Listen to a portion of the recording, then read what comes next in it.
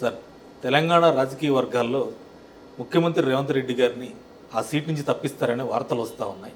నిజంగానే ఆ గండం ఉందా? అంటే ఆ గండం ఉంది అంటే ఉందండి, లేదు అంటే లేదు. అదేంటంటే అది కాంగ్రెస్ పార్టీ ఇంటర్నల్ విషయం అయినా కూడా దానికోసం ఎదురు చూస్తున్న వర్గాలు బాగా ఎదురు చూస్తున్న వర్గాలు కాంగ్రెస్లో వర్గాల కంటే కూడా బీఆర్ఎస్కి చాలా ఇంపార్టెంట్.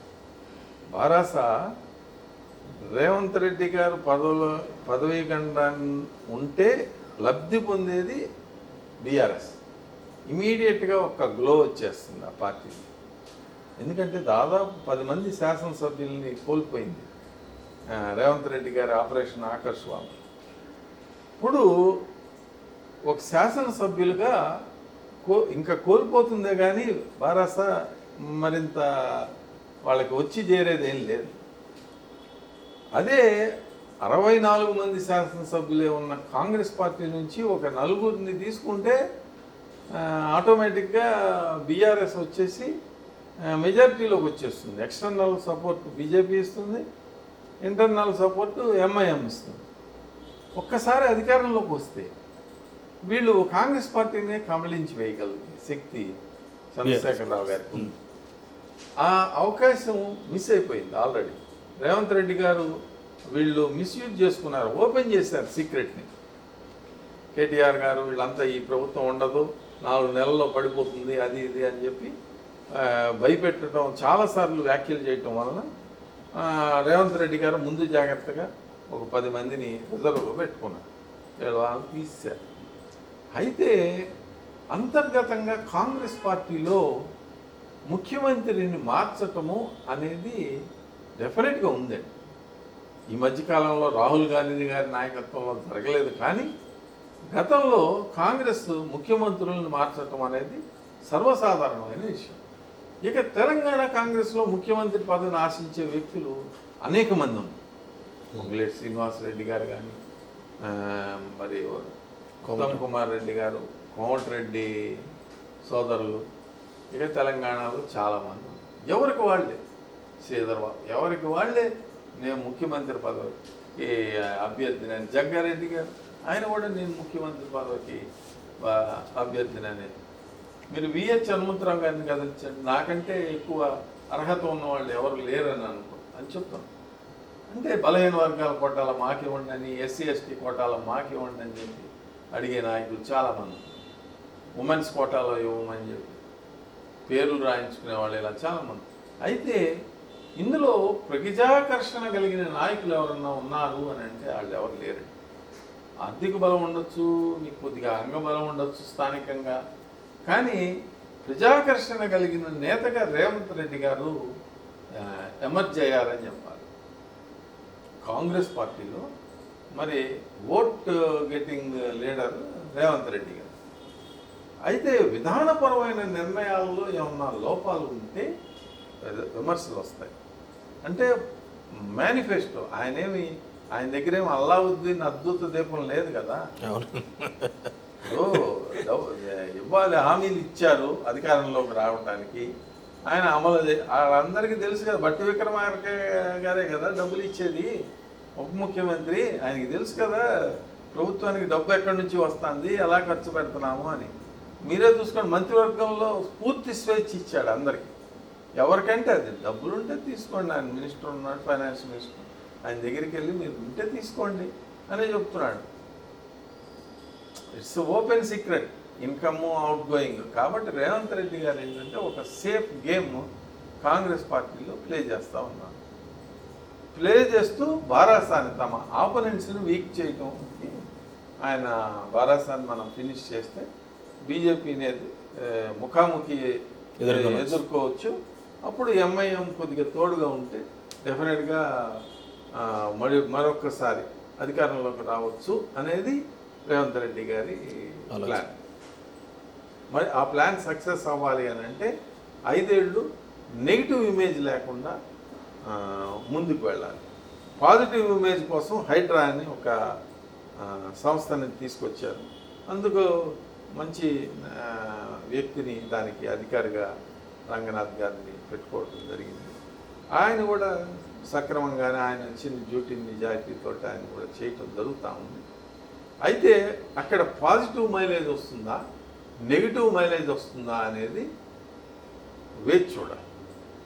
అంటే జైంట్స్ని ఒక ఆస్తుల్ని, అక్రమ ఆస్తుల్ని కూలగొట్టకుండా పాజిటివ్ మైలేజ్ వచ్చే సమస్య లేదు. ఏదో చిన్న చితగా గురించి మేము ఇమేజ్ రమ్మంటే రాదు. అదేదో మీరు చెప్పిన జన్వాడ కానీ మరి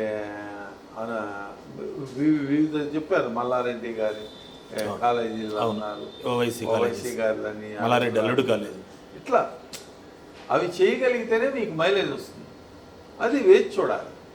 అంటే అప్రతిష్ట మూట కట్టుకుంటే రేవంత్ రెడ్డి గారు రాబోయే రోజుల్లో ఇలాంటి విధానాల వలన ఆయనకి మరి ఈ ఇబ్బంది కలిగితే కాంగ్రెస్ పార్టీ అధిష్టానానికి ఈయన్ని తీసే తప్పని పరిస్థితి ఏర్పడుతుంది. అది ఇప్పుడు రాజగోపాల్ రెడ్డి గారు యథాలాపంగా అన్న ఒక వాయిస్ అయితే వచ్చింది కదా, అది నెగిటివ్, మరి డెఫినెట్గా అది తప్పుడు సంకేతం. కాంగ్రెస్ పార్టీలో ఒక ఎమ్మెల్యే ఇంకొక అతను అవుతాడు అనేది రేవంత్ రెడ్డి గారి లాంటి ప్రజాకర్షణ కలిగిన నేత ఉండగా అన్నాడు అని అంటే డెఫినెట్గా అది రాంగ్ మెసేజ్ని లీక్ చేస్తాం. అయితే ఇంకా కొన్ని మంత్రివర్గ పదవులు ఉన్నాయి. బీసీసీ అధ్యక్షుడిని నియమించుకోవాల్సి ఉంది. మహేష్ కుమార్ గౌడ్ని నేడరోపు నియమిస్తారని చెప్తా ఉన్నారు. కొత్తగా కొంతమంది మంత్రుల్ని కూడా క్యాబినెట్లోకి తీసుకునే అవకాశం ఉందని అంటున్నారు. ఇవన్నీ అయితే అసమ్మతి, రేవంత్ రెడ్డి గారికి వ్యతిరేకంగా అసమ్మతి సర్దుకుంటుంది. కానీ ఇలాంటి హైడ్రా లాంటి పులి మీద స్వారీ చేసే కార్యక్రమాలు మరి రేవంత్ రెడ్డి గారికి ఇబ్బందిని కలుగుతారు. ఇవేంటంటేనండి, నాటు తుపాకీ పేల్చినట్టు, అది ముందుకి పోవచ్చు, వెనక్కి రావచ్చు, అది పేలవచ్చు. నాటు తుపాకీ ఆయుధమే, కానీ అది ముందుకైనా వెళ్తుంది, వెనక్కైనా వస్తుంది, చెప్పలేము. అది ఎందుకంటే అది నాటు తుపాకీ కాబట్టి ఇలాంటి అలా ఉంటాయి. అది జాగ్రత్తగా సమర్థవంతంగా దాన్ని నిర్వహించగలిగితే డెఫినెట్గా అది మంచి మైలేజ్ వస్తుంది. ఇంకా రెవెన్యూస్ అవి కూడా ఇంప్రూవ్ అవుతున్నాయి కాబట్టి ఈ రాష్ట్ర ప్రభుత్వాన్ని నడపడానికి ఏ విధమైన రేవంత్ రెడ్డి గారికి ఇబ్బందులు ఉండకపోవచ్చు రాబోయే రోజులు. సరే, అక్రమ కట్టడాల్లో ఆల్మోస్ట్ కబ్జాలో కాలేజీలు, స్కూల్సే ఉన్నాయి. వీటి వల్ల ఏవైనా కూల్చివేస్తే రేవంత్ రెడ్డి గారికి ప్రమాదం వచ్చే అవకాశం ఏమైనా ఉందా? అంటే ప్రమాదం కూడా ఉందండి, తప్పకుండా ఉంది. ముఖ్యంగా ఓవైసీ సోదరులకి, ఆ సంస్థలకి చెందిన ఆస్తులు, ఎంఐఎం చెందిన ఆస్తులు అంటే డెఫినెట్గా ఉంటుంది. ప్రజల్లో నుంచి రియాక్షన్ వస్తుంది, తప్పకుండా వస్తుంది. ప్రజల్లో ఒక వర్గాన్ని ఆయన కోల్పోయినట్టే కదా. వాళ్ళు ఎలా చూస్తారంటే వాళ్ళు డిఫరెంట్గా కదా, అక్రమాస్త సక్రమాస్త అనేది అది చూడరు. ఇదంతా ఒకప్పుడు నిజాం పాలనలో ఉంటుంది, మాది ఇదంతా మీరేంటి చెప్పేది అన్న విధంగా వాళ్ళ భావన ఉంటుంది. కాబట్టి ఇక మల్లారెడ్డి గారిది, పల్లా రాజేశ్వర రెడ్డి గారిది, జన్వాడ, వీటిలో ఏంటంటే కొంత ఈయనకి రేవంత్ రెడ్డి గారికి పాజిటివ్ మైలేజ్ వచ్చినా అదే స్థాయిలో కాంగ్రెస్ నాయకుల కూడా ఆస్తులు కొన్ని కూల్చివేయాల్సి వస్తుంది. అది చేస్తే అది కంప్లీట్ అవుతుంది. కాంగ్రెస్ నాయకుల ఆస్తులు కనుక కూల్చేటట్టయితే తప్పకుండా ఈయనకి ఇది ఎందుకు తలకాయ నొప్పి వ్యవహారం, ఇది ఒకటి తీసుకొచ్చాడు అని నాయకుల్లో ఒక చర్చ మొదలవుతుంది. కాంగ్రెస్ నాయకుల్లో ఒక చర్చ అయితే మొదలవుతుంది. ఒకరిది కూలగొట్టి ఇంకోటి కూలగొట్టకుండా ఉండలేరు కదా. ఆ చర్చ మొదలవటం రేవంత్ రెడ్డి గారికి ఇబ్బందికరం. అంతవరకు వెళ్ళకపోవచ్చు అండి. మ్యాక్సిమం జన్వాడ తర్వాత ఈ హైడ్రా అనేది పెద్ద కార్యకలాపాలు ఉండకపోవచ్చు. మరిన్ని అప్డేట్స్ కోసం మా కాయ్ టీవీని సబ్స్క్రైబ్ చేసుకోండి. మా వీడియో కనుక మీకు నచ్చినట్లయితే లైక్ చేయండి, షేర్ చేయండి. మీ విలువైన అభిప్రాయాలను కామెంట్ బాక్స్లో తెలియజేయండి.